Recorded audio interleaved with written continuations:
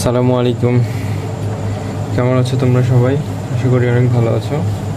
তো আজকে আমরা যে টপিকটা নিয়ে আলোচনা করব সেটা হলো অনুপাত এবং সমানুপাত। এটা মূলত এসএসসি 2027 যারা পরীক্ষা দিবা তাদের শর্ট সিলেবাসের একটি চ্যাপ্টার, জেনারেল ম্যাথের 11 নম্বর অধ্যায়।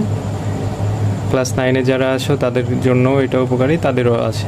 ওকে, তো এখানে দুইটা বিষয়, অনুপাত এবং সমানুপাত, এটা নিয়ে আলোচনা করা হবে। তাহলে অনুপাত দ্বারা আমরা কি বুঝি? আমরা মূলত সমজাতীয় দুটি রাশিকে ভগ্নাংশ আকারে প্রকাশ করা গেলে তাকে বলা হয় হলো অনুপাত।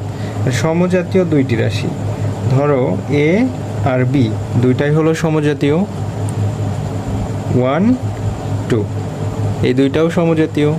তাহলে এই এ এবং বি, এই দুইটা রাশির অনুপাতটা কেমন হবে? এ অনুপাত বি।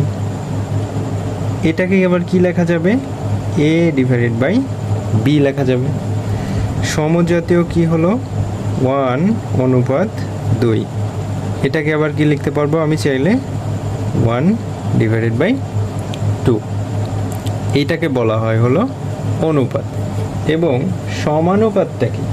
সমানুপাতটা হলো এ, বি, সি ও ডি, এই চারটি রাশিকে, এই চারটি রাশি হলে কি বলতে পারি আমরা? যে এ অনুপাত বি সমান সি অনুপাত ডি। এইটাকে বলা হয় হলো সমানুপাত। এখানে চারটি রাশি এক জাতীয়। কি বলো? এখানে চারটি রাশি যেগুলো আছে সবগুলোকেই এক জাতীয় হতে হবে। যদি আলাদা হয় তাহলে এটা কি হতে পারবে না? সমানুপাত হতে পারবে না। তাহলে আমরা এই যে অনুপাতটা দেখলাম, অনুপাতের আবার দুইটা ফরম্যাট আছে। এই অনুপাতটাকে আবার দুই ভাগে ভাগ করা গেছে। একটা হলো ধারাবাহিক অনুপাত, ধারাবাহিক অনুপাত, আর অন্যটি হলো অনুপাতের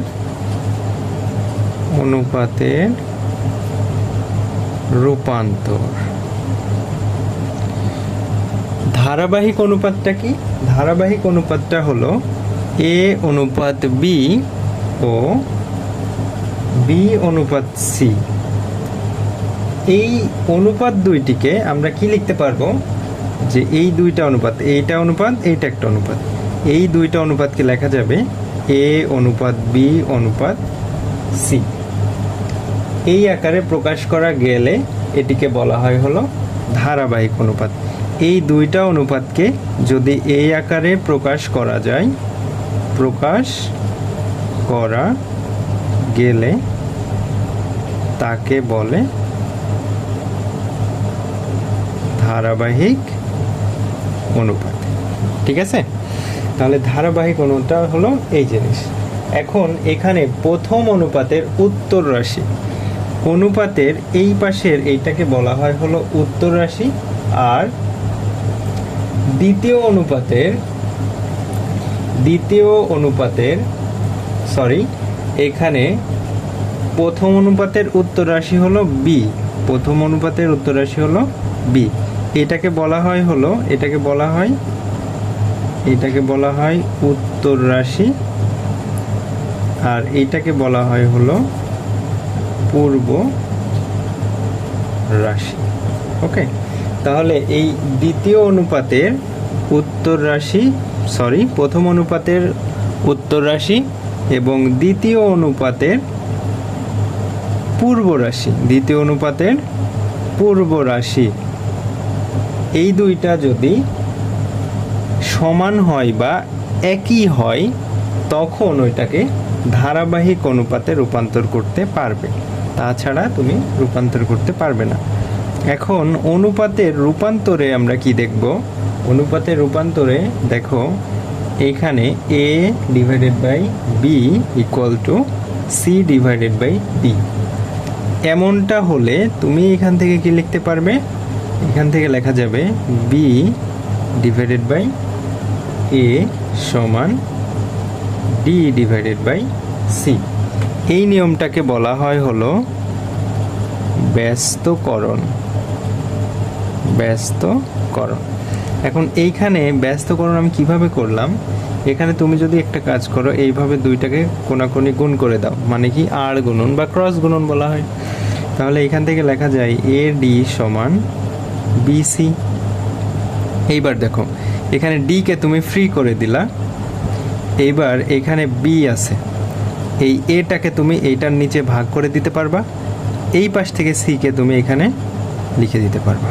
তাহলে এইটা সমান এইটা, এটা সমান এইটা লেখা যায়।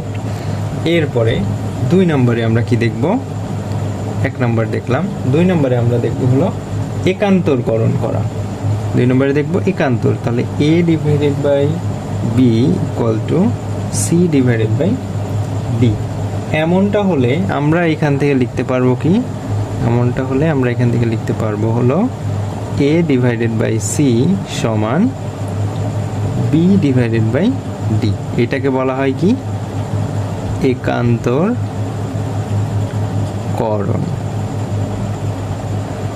3 নম্বর শর্তে আমরা দেখব যে যোজন কাকে বলে। তাহলে যোজন মানে একটা জিনিস মনে রাখবা, যোজন মানে হলো যোগ। যোজন মানে কি যোগ। তাহলে যোজনের ক্ষেত্রে এইখানে অনুপাতটা A by B equal to C divided by D. এইটা হলে আমরা যখন যোজনে রূপান্তর করব তখন এই যে নিচে হরে যেটা থাকবে ওইটা উপরে উঠে যাবে, আর লবে যেটা থাকবে দ্বিতীয় অনুপাতের সেম লবের সাথে হরটা যোগ হয়ে যাবে। 4 number a by B equal to C divided by d হলে এবার আমরা করব কি বিয়োজন। বিয়োজন মানে কি বলতো, বিয়োগ। তাহলে normally a minus B divided by B equal to c minus d divided by d. এই দুইটা ছিল আমাদের যোজন আর বিয়োজন। এখন যোজন এবং বিয়োজন আমরা একসাথে করব, যোজন বিয়োজন একসাথে। তাহলে যোজন বিয়োজন যখনই একসাথে করব তখন কেমন হবে, যোজন বিয়োজন একসাথে করলে কেমন হবে, A divided by B equal to C divided by D. এমনটা হলে এখন আমরা প্রথমেই কি কাজটা করছিলাম, যে যোজন করছিলাম। যোজন করলে কেমন হবে, A plus B divided by B হবে, C plus D divided by D হবে। তাহলে যোজন যদি আমরা লিখি পরিবর্তনটা কোথায় হয়, যোজনের ক্ষেত্রে পরিবর্তনটা কোথায়, উপরে দেখো এ প্লাস বি করলাম, সি প্লাস ডি। বিয়োজনে কি কাজ হয়, বিয়োজন এখানে কয়টা কাজ হবে একসাথে, একবার হবে যোজন, একবার হবে বিয়োজন, যোজন আর বিয়োজন। তাহলে প্রথমে কি কাজ হলো, A plus B C plus D. এটা কিসের কাজ বলো তো, যোজনের কাজ। বিয়োজনের ক্ষেত্রে কি, বিয়োজনের ক্ষেত্রে বিয়োগ হয়। তাহলে এখানে A minus B C minus D. তাহলে দেখো প্রথমে আমরা কি করলাম, যোজন করছি, পরে বিয়োজন। এখন যোজনের এই যে 3 নম্বর পার্টটা কিভাবে আমরা এইটা লিখতে পারলাম, হ্যাঁ ওইটাকে দেখো, যেখানে A divided by B plus 1 equal to C divided by D plus 1।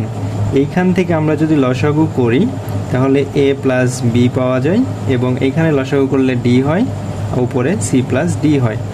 দেখো তাহলে এইটা থেকে আমরা এই অংশটুকু লিখতে পারছি, এইটা থেকে এই অংশটুকু লিখতে পারছি।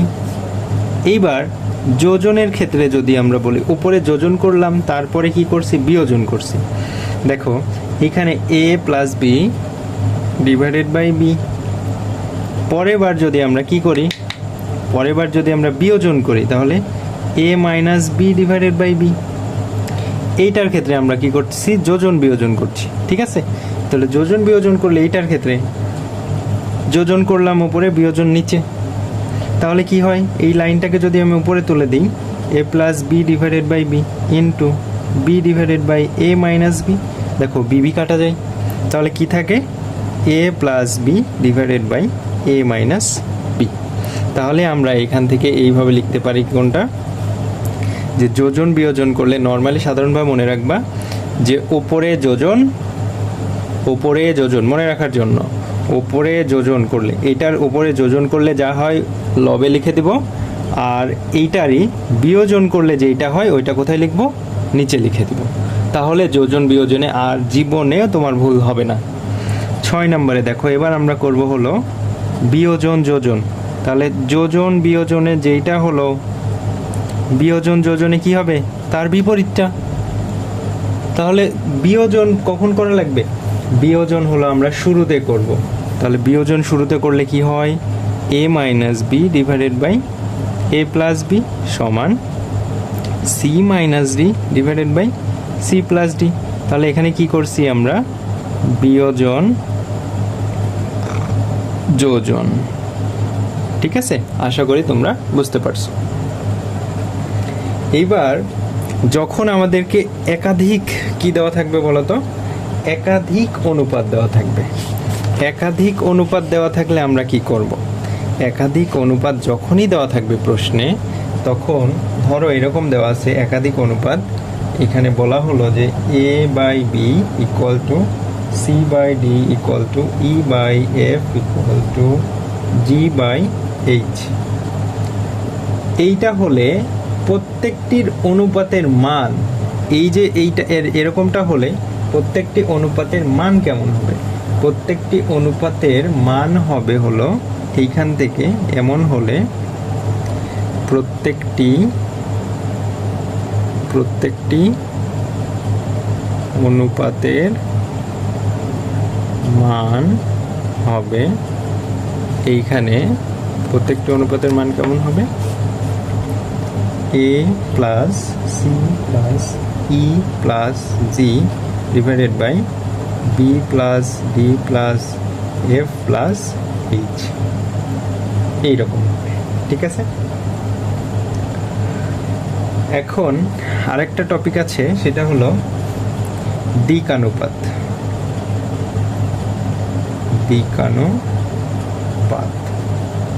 দিকানুপাত জিনিসটা আসলে কেমন, দিকানুপাত হলো যে একটা অনুপাত, যেমন a অনুপাত b, এইটার দিকানুপাত হবে, এর দিকানুপাত হবে হলো a স্কয়ার। এটার দিকানুপাত কেমন হবে, a স্কয়ার হবে।